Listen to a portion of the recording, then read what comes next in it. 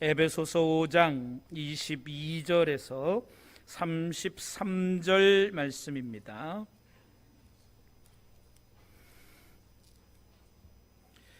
에베소서 5장 22절에서 33절 말씀.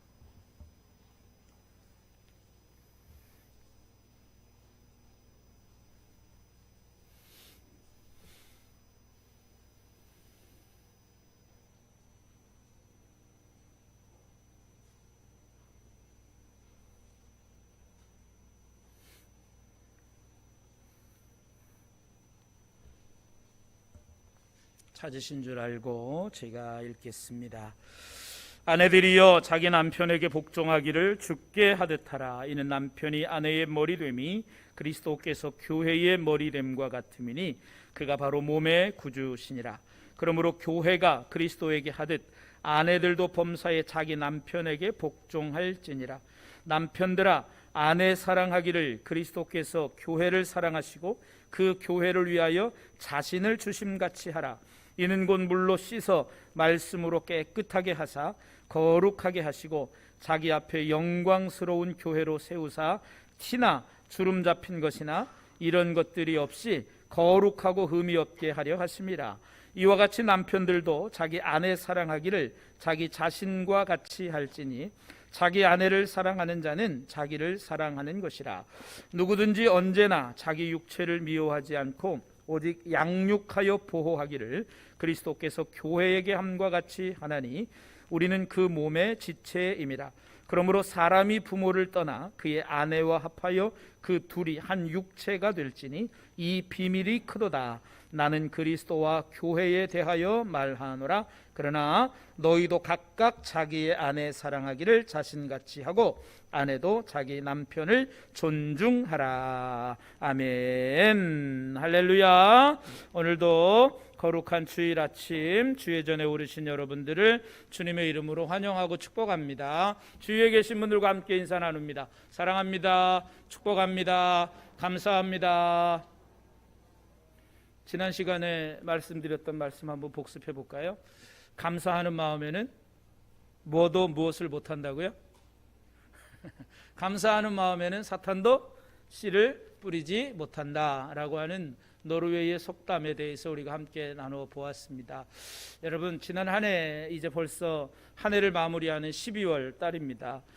정말 그냥 하다 보니까 여기까지 왔습니다. 지난 2년 코로나19로 인하여서 정말 정신없이 한 해가 지나갔던 것 같아요. 정신 못 차린 것 같아요. 코로나 그냥 지난 작년 1월 달부터 해서 올 12월까지 좀처럼 끝날 것 같지 않은, 끝날 것 같으면서도 끝나지 않는 아주 이 지루한 싸움을 우리가 하고 있습니다. 아마 역대에 이렇게 우리가 긴 그 전염병으로 인하여 고생한 적이 있었을까라고 하는 그러한 생각을 해볼 정도로 정말 참 기나긴 싸움을 하고 있습니다. 쉽게 참 끝나지 않아요, 그죠? 그래서 또 점점 더 이제 또 강한, 또 점점 또 새로운 그런 변이 바이러스들이 나옴으로 인하여서 점점 우리가 어려운 그러한 시기를 맞이하고 있습니다. 그러함에도 불구하고 또 시간은 갑니다. 시간은 갑니다. 그래서 이 한 해도 여러분 여러 가지로 많은 어려움들도 있고 여러 가지로 많은 슬픈 일들도 있고 아픈 일들도 있었지만 그 모든 것들을 우리가 다 뒤로 하고 어차피 여러분 다 결과론적인 거예요. 다시 시간은 되돌릴 수 없고 또 이미 일어난 일, 이미 되어진 일을 가지고 우리가 마음 아파할 수는 있지만 그것에 매이면 안 된다는 사실입니다.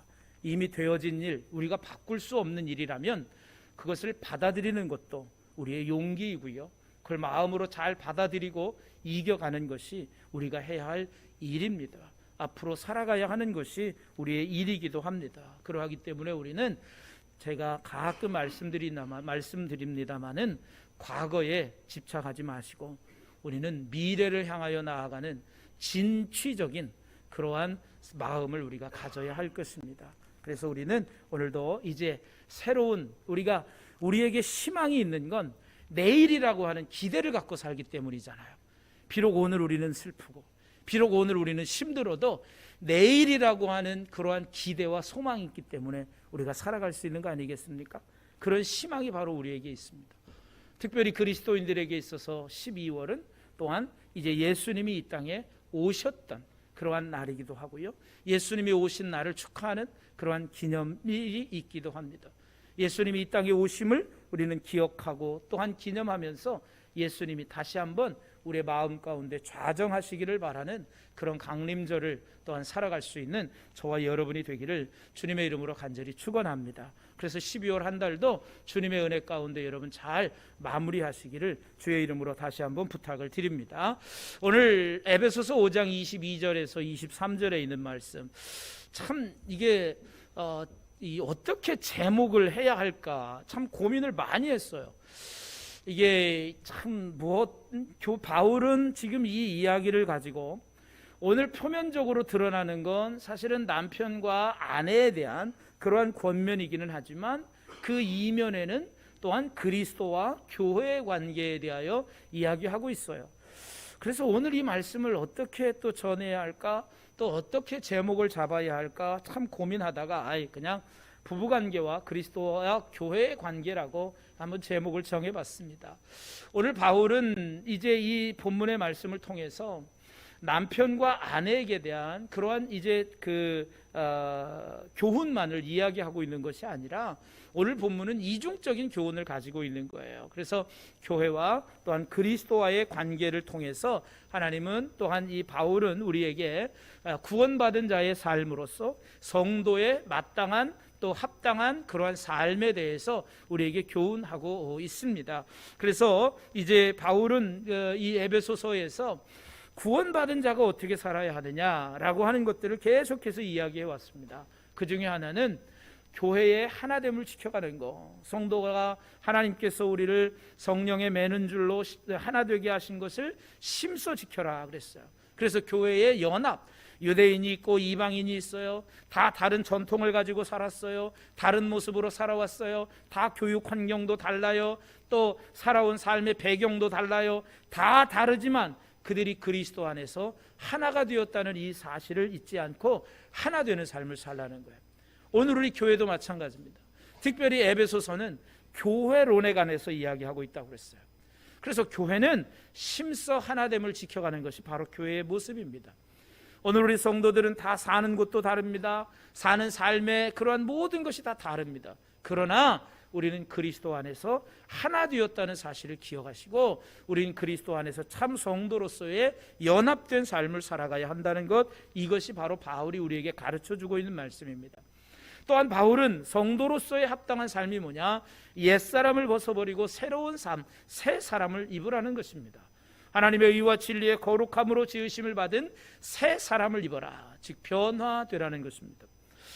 여러분, 제가 새벽에도 말씀드립니다만 성경을 통해서 하나님이 우리에게 요구하시는 바는 무엇일까요?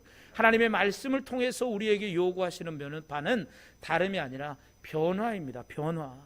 여러분, 변화입니다. 그런데 참 변하기가 힘든 것 같아요. 그죠? 죽기보다 더 어려운 게 변화되는 것 같아요. 여러분들은 어떻게 생각하세요? 그래서 흔히 그런 말들도 하더군요. 사람은 뭐 바꿔 쓰는 게 아니고 사람은 뭐 고쳐 쓰는 게 아니라고 뭐 그런 얘기도 하던데, 여러분, 그러나 하나님의 말씀은 능력이 있습니다. 여러분, 하나님의 말씀은 세상을 창조하셨고 하나님의 말씀은 죽은 자도 살리는 능력의 말씀입니다. 그래서 히브리서 4장 12절에 뭐라고 말씀하고 있어요? 하나님의 말씀은 살았고 운동력이 있어서 활력이 있어서 좌우의 날선 어떤 것보다도 예리하여 우리의 혼과 영과 및 관절과 골수를 찔러 쪼개기까지 한다고 말씀하고 있습니다. 하나님의 말씀이 정말 우리에게 제대로 임하면 제대로 변하게 돼 있어요. 그러니까 예수를 믿어도 제대로 믿어야지 어정쩡하게 믿으면 어정쩡하게 변화된 것 같지만 그건 변화된 게 아니에요. 진정 하나님의 말씀으로 우리에게 주시는, 하나님의 말씀을 통해서 우리에게 요구하시는 바는 우리의 진정한 변화라는 거예요. 그래서 에베소서에서 바울은 하나님의 의와 진리의 거룩함으로 지으심을 받은 새 사람을 입어라, 이렇게 말씀하고 있어요. 새 사람을 입은 자의 삶은 그럼 뭐냐? 지혜로운 삶인데, 지혜로운 삶은 뭐냐? 세월을 아끼는 삶이라고 그랬어요. 세월을 구해내는 삶이라고 그랬어요. 그래서 세월을 우리가 허송세월하는 게 아니라, 악에게 시간을 빼앗기는 것이 아니라 하나님을 위해서 살아가도록 하는 거죠. 그리고 우리는 다 성령의 충만함을 받고, 성령의 충만함을 받은 결과 시와 찬미와 신령한 노래로 하나님을 노래하고, 또 범사에 하나님 아버지께 감사하고, 또 그리스도를 경외함으로 피차 복종하라, 이렇게 말씀하고 있어요. 이 말씀이 5장 21절까지의 내용입니다. 시와 찬미와 신령한 노래로 하나님을 찬양하며 범사에 아버지 하나님께 감사하고 피차 복종하는 것, 이것이 그리스도인의 삶입니다. 오늘 말씀은 그 말씀과 함께 이어져서 오늘 이 말씀을 이해해야 합니다. 특별히 21절의 말씀과 함께 오늘 본문의 말씀을 우리는 함께 이해해야 돼요. 21절의 말씀이 뭐예요? 그리스도를 경외함으로 피차 복종하라는 말씀입니다. 자, 그런 관계 속에서 바울은 아내들이여 자기 남편에게 복종하기를 주께 하듯 하라, 이렇게 말씀하고 있습니다. 하나님이 우리에게 두 가지 특별한 공동체를 주셨는데, 그 두 가지 특별한 공동체가 뭐냐면 그것은 바로 교회와 가정이라고 하는 것입니다. 특별히 가정이라고 하는 것은 하나님께서 아예 복 주시고 인류 최초로 만들어 주신 제도가 바로 이 가정이라고 하는 제도예요. 그래서 아담이 홀로 독초하는 것이 보기 좋지 않아서, 우리가 창조의 기사는 두 가지지만, 아담이 잠이 들었을 때에 이제 그 아담의 갈비뼈를 하나 뜯어봐서 그것으로 하와 돕는 배필을 만들어 주었어요. 그러면서 이 아담이 뭐라고 말합니까? 이는 내 뼈 중에 뼈요 내 살 중에 살이다, 이렇게 말씀하고 있어요. 그것은 결국 한 몸이라는 것입니다. 그래서 이제 한 몸, 즉 부부는 한 몸이라는 걸 바울은 이야기하고 있습니다. 그래서 바울은 에베소서에서 특별히 교회를 머리와 몸의 관계로, 또 신랑과 신부의 관계로 그렇게 이제 설명하기도 합니다. 그래서 오늘 이 본문을 보면 이 둘이, 교회와 가정이라는 것이 본질적으로 같다는 걸 우리가 알 수 있습니다. 그래서 하나님의 말씀을 통해서 부부관계를 통한 그리스도와 교회의 관계를 해주고 있고, 그리스도와 교회의 관계를 통해서 또한 부부관계를 설명해주고 있는 거예요. 그러니까 서로 상호간에 다 설명이 된다라고 하는 거죠. 그래서 오늘 바울은 먼저 아내들에게 자기 남편에게 복종하기를 주께 하듯 하라, 이렇게 말씀하고 있어요. 근데 이 이야기만 들으면 아내들은 좀 억울해요. 아니 뭐 남편에게 굳이, 이 복종이란 말 자체가 사실은 지난 시간에도 말씀드렸지만 복종이란 말 자체가 좀 약간 좀 굴욕적이잖아요. 무엇이 그냥 무슨 말이든지 그냥 다 무조건 그 복종하고 순종해야 되는 그러한 의미로 우리가 느껴지기 때문에 이 복종이라고 한다 그러면 좀 이 어감 자체가 좋은 의미로 여겨지지가 않습니다. 그런데 여러분, 이것은 사랑함으로 인하여 그 남편의 어떤 권위와 질서를 인정해 주라는 거예요. 그래서 이것이 바로 하나님이 만든 창조의 질서이기 때문에 하나님의 창조의 질서를 따르라는 거예요. 그래서 제가 왜 21절을 기억하고 22절을 봐야 되냐 그러냐면, 원래 이 본문 자체, 이 하나의 문단 자체는 이제 성경 해석가들은 18절 말씀으로부터 24절까지를 하나의 단락으로 봅니다.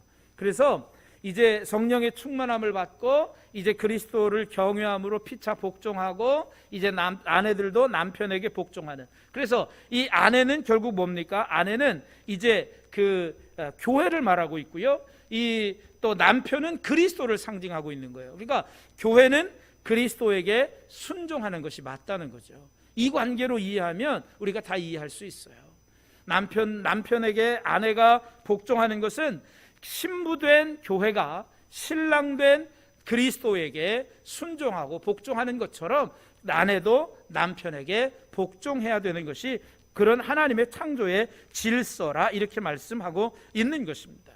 또한 이제 당연히 물론 1세기 로마 시대에서는, 당시 로마 사회에서는 아내가 남편에게 복종하는 것이 보편적으로 받아들여지는 질서였어요. 그러니까 바울이 지금 말하는 건 그다지 새로울 것이 없는 그러한 말씀이기도 했습니다. 그러나 그 이유에는 차이점이 있습니다. 뭐냐면 남편이니까 복종해야 된다는 것이 아니라 남편과 아내의 관계가 그리스도와 교회의 관계와 같기 때문에 복종해야 된다는 거예요. 그래서 23절 말씀에 보면 이는 남편이 아내의 머리됨이 그리스도께서 교회의 머리됨과 같으니 그가 바로 몸의 구주시라, 이렇게 말씀하고 있습니다. 그래서 예수님이 교회의 머리가 되는 것처럼 남편이 아내의 머리가 되기 때문에 우리는 이제 그 머리 되신 그리스도에게 순종하고 복종하는 것이 맞다라고 하는 것을 말씀해 주고 있습니다. 교회가 그리스도께 드리는 존경과 사랑과 순종의 차원에서 우리는 이 말씀을 이해해야 된다라고 하는 거죠.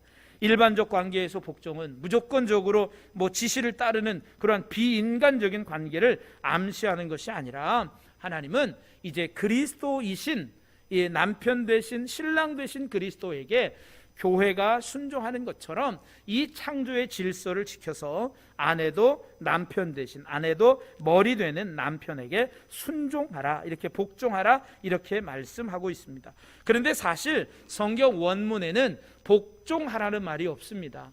그러면 왜 성경을 이렇게 해석을 해놨을까? 그래서 아까도 말씀드렸지만 21절이나 이 말씀에 인용을 해서 죽게 하듯 남편에게 복종하기를 죽게 하듯 하라, 이렇게 말씀하고 있어요. 그러니까 더 이해하기를 쉽게 하기 위해서 아마 이렇게 번역을 해서 이렇게 기록하고 있다는 거죠. 그러니까 22절의 말씀은 그냥 이 복종하기를이라고 하는 말을 빼면 자기 남편에게 하는 것을 죽게 하듯 하라는 거예요. 사실 이 복종하기를 뺀다 그러면 주님께 하는 것 또한 더 어려운 일이잖아요. 그죠? 주님을 대하듯이 우리가 자기 남편을 대해야 된다라고 하는 거예요. 그래서 고린도서에 보면 바울은 남편과 아내에 대한 결혼 관계에 대한 이야기를 하면서 혹 아내로 인하여 남편이 구원받을 수도 있고 남편으로 인하여 아내가 구원받을 수도 있다, 이런 이야기들을 하면서 서로 부부 관계에 있어서 서로 동등한 그런 권위, 복종하라고 그래서 아내의 권위가 낮다는 건 아닙니다.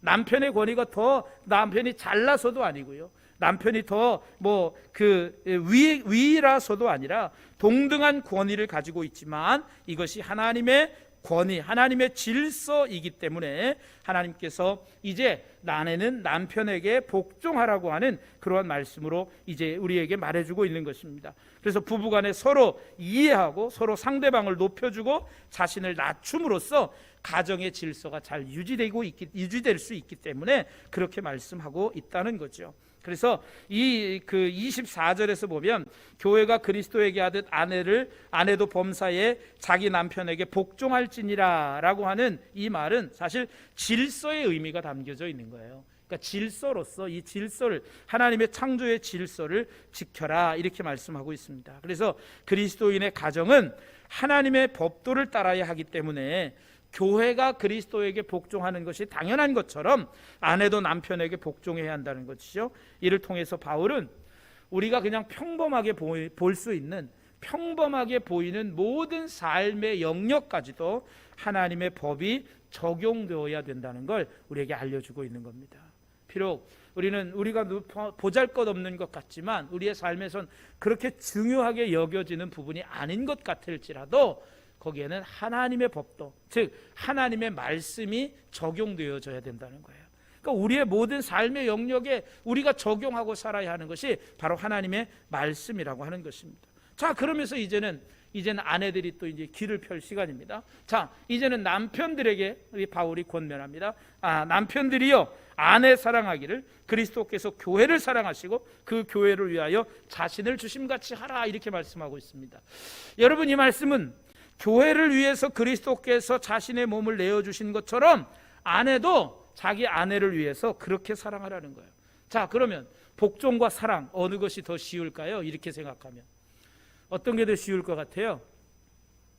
죽는 게 더 쉬울 것 같아요? 복종하는 게 더 쉬울 것 같아요? 네? 어떤 게 더 쉬울 것 같습니까? 네? 여러분, 사랑하는 게 더 어려운 일이에요. 이렇게 보면, 그죠? 남편들은 교회를 위해서 그리스도께서 자신의 몸을 내어준 것처럼 남편도 아내들을 이렇게 사랑하라는 거예요. 남편에게 주어지는 이 일이 더 큰 거예요. 그리스도께서 교회를 위하여 자신의 몸을 내어주셨듯 남편은 아내를 위하여 자신의 몸을 내어주는 그러한 사랑을 하라고 가르쳐주고 있는 것입니다. 그러면서 그리스도께서 십자가에서 죽으심으로 인하여 우리에게 그럼 어떤 은혜를 베푸셨느냐, 26절 27절 보면 이는 곧 물로 씻어 말씀으로 깨끗하게 하사 거룩하게 하셨다라고 말씀합니다.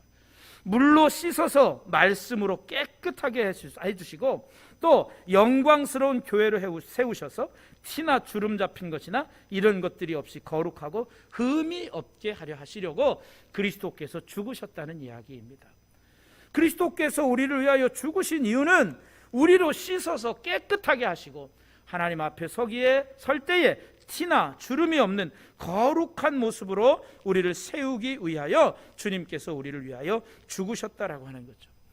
교회에 대한 그리스도의 사랑의 결과가 이러한 것처럼 아내에 대한 남편의 사랑도 동일한 결과를 낳아야 된다는 것입니다. 바울은 그래서 28절에 보면 내 이와 같이 남편들도 자기 아내 사랑하기를 자기 자신과 같이 할지니 자기 아내를 사랑하는 자는 자기를 사랑하는 것이라 이렇게 말씀하고 있습니다. 바울은 여기에 예수님이 말씀하신 내 이웃을 내 자신과 같이 사랑하라고 하는 말씀을 가지고 내 아내를 내 자신과 같이 사랑하라고 말씀하고 있습니다. 아까도 말씀드렸지만 하나님께서 아담을 통해서 아담의 갈비뼈를 통하여 그의 아내 하와를 만들어 주셨어요. 그러면서 아담이 고백하기를 이는 내 뼈 중에 뼈요 내 살 중에 살이로다 이렇게 말씀하고 있어요. 그러니까 하와는 다름이 아닌 자신이라는 거잖아요. 자신을 통해서 만들어진 존재가 바로 하와라고 하는 존재예요. 그러니까 둘이 아니라 하나라고 하는 것입니다. 그래서 아담과 하와의 관계를 통해서 그리스도와 교회가 둘이 아닌 것처럼 또한 남편과 아내가 둘이 아니라 하나인 것처럼 우리는 서로 자기를 사랑하듯이 사랑하는 삶을 살아야 한다고 바울은 우리에게 말씀해 주시고 있는 것입니다. 그러므로 아내는 남편의 몸이고 남편은 역시 아내와 한 몸이다라고 하는 거죠. 그렇기 때문에 자기 아내를 사랑하는 것이 곧 자기를 사랑하는 것이라 이렇게 말씀하고 있습니다. 그래서 남편과 아내는 둘이 연합하여 한 몸을 이루기 때문에 남편이 자기 아내를 사랑하는 것은 곧 자기를 사랑하는 것이다 이렇게 말씀하고 있는 것입니다. 그래서 이제 남편에 대한 아내의 의무가 복종이라면 아내에 대한 남편의 의무는 사랑이라는 것입니다. 그리스도께서 교회를 사랑하시고 교회를 위해서 자신의 목숨을 내어주셨듯이 남편은 아내를 사랑해야 합니다. 그리스도께서는 성도를 거룩하게 하시고 영광스러운 교회를 세우시고 교회가 거룩하고 흠이 없게 하시려고 자신의 목숨을 바쳐서 희생하셨다는 거죠. 이처럼 그리스도께서 자신의 생명을 주시면서 교회를 사랑하셨듯이 남편도 자기 아내를 보살피면서 희생적으로 사랑해야 함을 우리에게 말씀해 주고 있습니다. 자, 이어서 바울은 아내와 남편의 관계에 대하여 교훈하면서 이를 그리스도와 교회의 관계에 비유하는데 그는 이제 그 부모와 자녀의 관계에 주로 사용되는 양육과 보호라고 하는 그런 표현을 써서 이제 그리스도와 교회의 관계를 설명하고 있습니다. 그래서 29절에 보면 누구든지 언제나 자기 육체를 미워하지 않고 오직 양육하여 보호하기를 그리스도께서 교회에게 함과 같이 하나니라고 말씀합니다. 그래서 바울은 이제 교회를 자녀가 부모가 자녀를 양육하고 보호하는 것처럼 그리스도께서 교회를 양육하고 보호하는 그런 의미를 가지고 있다라고 하는 거죠. 왜 그렇습니까? 이는 교회가 바로 그리스도의 몸의 지체이기 때문이라는 거죠. 로마 시대에는 남편과 아내의 관계가 주인과 종의 관계와 그다지 차이가 없는 가정이 많았습니다. 그 문화를 바꾸기란 사실 쉽지 않았을 것이라는 거죠. 그렇기 때문에 바울은 남편과 아내의 관계를 이제 그 30절에서 우리는 그의 몸의 지체라, 그리고 31절 그러므로 사람이 부모를 떠나 그의 아내와 합하여 그의 둘이 한 육체가 될지니 이렇게 말씀하고 있습니다. 이것은 이제 창세기 2장 24절의 말씀을 그대로 인용해서 둘이 하나라고 하는 것을 강조하고 있는 것입니다. 이것이 바로 하나님의 뜻이라는 사실을 말씀해 주고 있습니다. 그런데 사실 이 사실은 부부의 관계에만 적용되는 것이 아니라는 거죠. 그래서 32절 말씀에 보면 뭐라고 말씀합니까? 32절에 보면 이 비밀이 크도다. 나는 그리스도와 이제 교회에 대하여 말하노라 이렇게 말씀하고 있어요.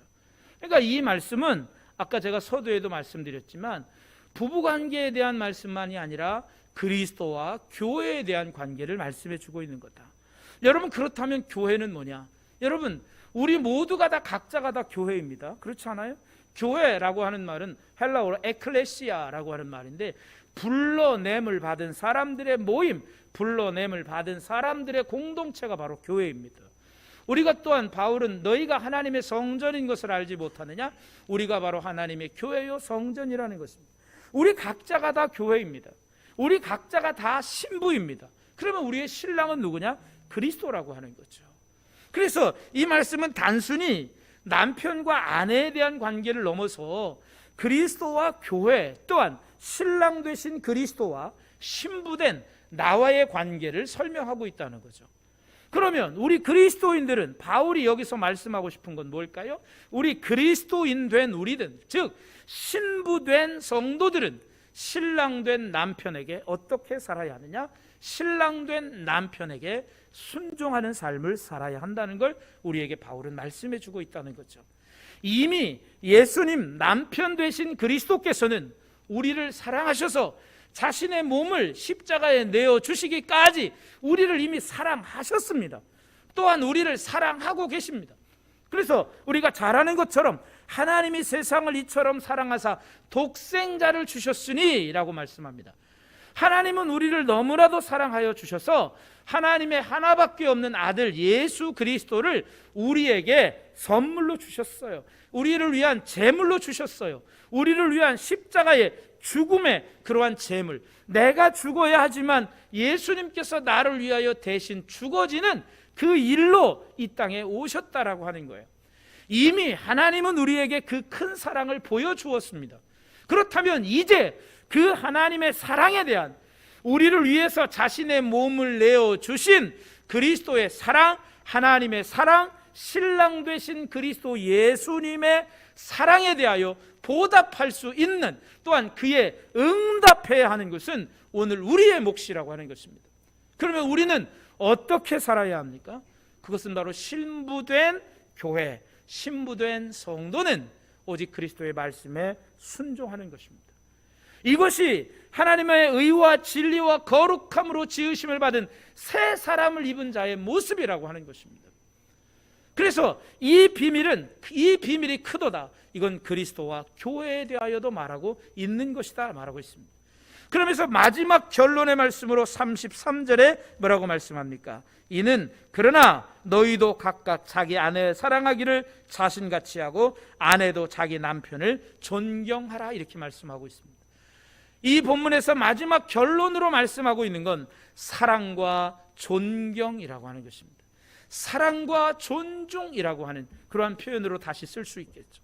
그러면 교회에서는, 신부된 우리들은 어떠한 삶을 살아야 하느냐? 사랑과 존중의 삶을 살아야 한다는 것입니다. 먼저는 가정 안에서 부부관계가 서로 복종하며 온전한 한 몸을 이루어야 하고, 동시에 교회와 신랑 되신 예수님과의 신성한 관계를 통해서 우리는 이러한 삶을 실천해야 된다는 것입니다. 아내는 주를 경외하듯 남편을 대하고 복종의 의무를 다해야 하는 반면, 남편은 아내가 남편에 대해 경외함으로 복종하고 섬기는 것처럼 아내를 사랑해야 된다는 거예요. 그러니까 사랑하고 존중, 이것이 바로 교회의 모습이고 이것이 바로 가정의 모습이다라고 하는 것입니다. 그래서 하나님은 아까 제가 서두에도 말씀드렸지만 우리에게 두 가지 공동체를, 특별한 두 가지 공동체를 주셨는데 그것이 바로 교회와 가정입니다. 그러면 교회와 가정은 둘이 아니라 똑같은 논리로 가야 된다는 거죠. 교회에서 필요한 것도 사랑과 이웃을 향한 존경이고 존중입니다. 여러분, 물론 이것은 사랑이라고 하는 큰 범주 안에 다 들어가게 되겠죠. 서로를 높여주고 서로를 존중해 주는 거, 이게 사랑입니다.